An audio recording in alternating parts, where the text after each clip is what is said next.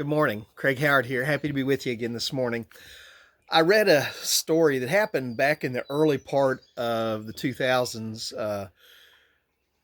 early part of this century, around 2004, 2005. A woman by the name of Rosie Ruiz ran the Boston Marathon. Now, the Boston Marathon, marathons in general, are one of the most challenging physical things you can do. They're 26.2 miles long, and they challenge even some of the greatest athletes to their very limits of endurance. Nobody had ever heard of Rosie Ruiz. But in her first race that she had ever run, the Boston Marathon, a race that automatically propels you to the status of being one of the best athletes in the world, um, Rosie comes in first. She's the first woman to cross the finish line, and they immediately put a laurel wreath on her head, and they were taking pictures and just making a big deal over her. And then somebody noticed Rosie didn't look at all like a runner. Kind of flabby legs, and just didn't look at all like somebody who would be in shape to run a 26.2 mile race, let alone come in first. So they began to ask questions, and after some investigation, it was believed, never proven, but it was believed that she jumped into the race in the last mile. Now, she had registered to run the race, but somehow they believed that she had gone to the end of the race and she had jumped into the race in the last mile of the race and crossed the finish line. Now, she argued, that there's no way I didn't do that. I'll run another marathon to prove I can do it, but she never did.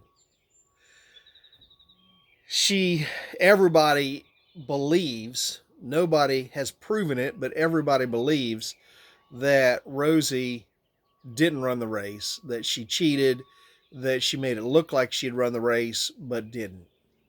The Bible tells us that we're supposed to run a race as Christians, not just show up to church on Sunday mornings and make it look like everything is great in our Christian life, but to actually live the Christian life in the way that we act, in the speech that we use, in the places that we go, in the witness and testimony that we have through the hard times and the good times, to spend time in prayer for people that are in need of prayer, to pray, to be people that are communing with God and getting to know God, spending time in the Word of God. It is a marathon. Paul described it as a race, that he was running a race. It was a marathon race. But many people, even in Jesus' day, didn't do that.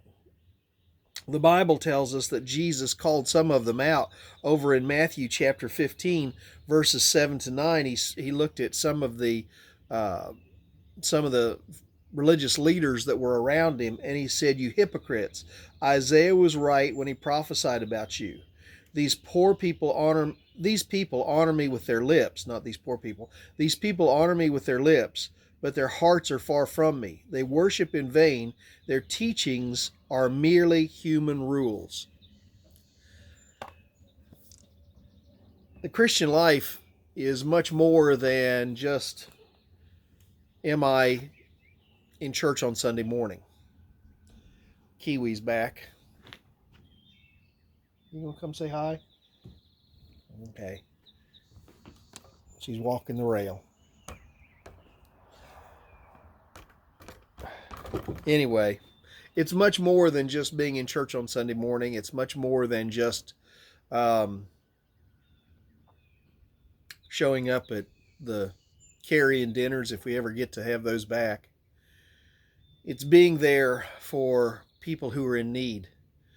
It's making sacrifices so that others can survive. It's enduring the trials of difficulties that oftentimes come in a church family. It's being the person that Jesus would be if he were in your shoes. It's spending time in God's presence. It's all of these things.